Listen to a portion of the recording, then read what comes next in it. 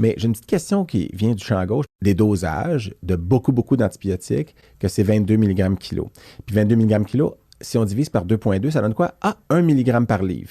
Puis moi, je me dis, c'est impossible que tous ces antibiotiques-là, cette longue liste de médicaments-là, que la dose, c'est 2,2 mg kilo. Est-ce que ces antibiotiques-là ont tous eu des études? C'est fascinant, hein, l'antibiorésistance. L'utilisation judicieuse des antibiotiques. C'est très important. Quand l'Ordre avait décidé, je ne me rappelle pas c'est en quelle année, ça fait quelques années. De recommander la formation obligatoire sur les antibiotiques, l'utilisation judicieuse. Puis moi, je me souviens que je l'ai faite, c'était très intéressant. Puis c'était un bon rafraîchissement d'informations. Il avait fallu que tu le fasses aussi. Oui, je l'ai fait. Même si c'était une image. Tout le monde devait faire 3 heures, hein, c'est ça, du tronc commun? Oui, du tronc commun. Puis après ça, je ne me rappelle plus exactement. Mais je me rappelle que peu de temps après que tout le monde l'avait fait, je revoyais des patients qui étaient partis sur des fluoroquinolones en première ligne, sans culture, avec des primo-infections urinaires. Des cas où finalement il avait utilisé les gros canons alors que c'était pas nécessairement indiqué. Puis j'étais déçu parce que je me dis, on vient de faire la formation obligatoire. Puis on a encore beaucoup de gens qui utilisent métronidazole avec des diarrhées aiguës chez le chien, puis des choses comme ça, alors que j'allais dire moult, mais il y a quelques études quand même récentes qui ont démontré que ça fonctionne pas mieux que de donner juste des probiotiques ou juste rien faire. Changer la diète. Que quand c'est une diarrhée aiguë, ben là, on devrait pas, puis ça affecte leur microbiote, puis tout ça. Puis ma conjointe qui est interniste dans les petits animaux, elle a un intérêt avec tout ce qui est transfert de flore, puis tout ça. Puis elle travaille là-dessus, c'est pas simple non plus, là. Puis d'ailleurs, mais toi, parce que je voulais parler d'une autre affaire avec les probiotiques, là, mais côté utilisation judicieuse des antibiotiques. Parce que l'anamnèse, ce que je disais tantôt, elle est importante pour ça, entre autres, mais est-ce que tu trouves qu'aujourd'hui, en 2023, il y a encore beaucoup d'utilisation de gros canons trop tôt en première ligne sans que justement, c'est pas judicieux de le faire? Puis j'imagine que ta réponse, c'est oui, ça arrive encore beaucoup, trop.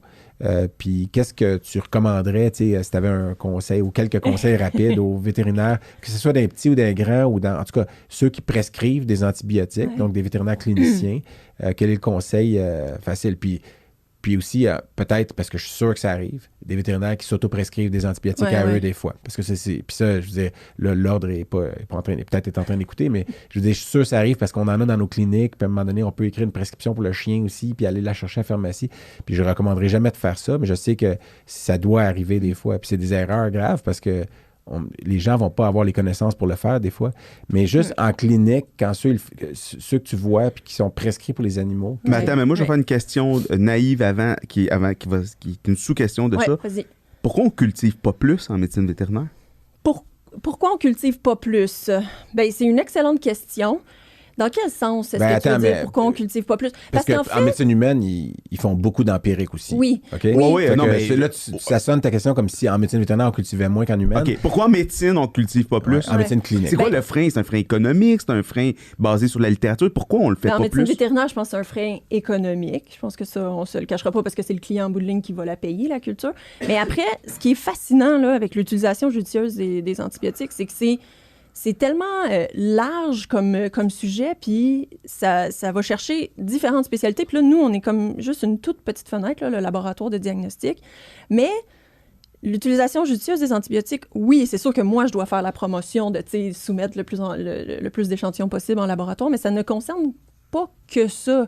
Ça concerne, c'est ça, que d'avoir la conscience que on a notre rôle à jouer là-dedans. Là. On n'est pas prêt à dire que la médecine vétérinaire, c'est seulement à cause de la médecine vétérinaire qu'il y a de la résistance aux antibiotiques. Ça, c'est sûr que non. Mais on a notre rôle à jouer là-dedans. Puis je pense que dès le médecin vétérinaire praticien qui voit l'animal de compagnie pour la première fois doit avoir en tête, en prescrivant des antibiotiques, s'il a fait sa cascade comme il faut, puis qu'il a réfléchi à tous ces diagnostics différentiels, puis s'il se dit, OK, est-ce que j'ai une alternative à l'utilisation des antibiotiques? Premièrement, utiliser ça. On a parlé des probiotiques tantôt, on a parlé de changement de diète, par exemple, au niveau des diarrhées aiguës.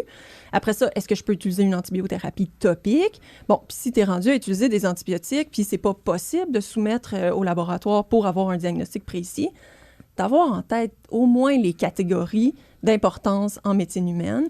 Puis, c'est ça, si c'est la première fois qu'on traite pour tel ou tel problème, d'essayer de ne pas y aller automatiquement vers un catégorie 1, qui est un antibiotique de très haute importance en médecine humaine.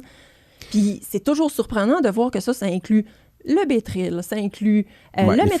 fluoroquinolones, le métronidazole. L'amoxicilline combinée avec l'acide clavulanique, là, c'est un Potentialisé. catégorie 1. Mhm.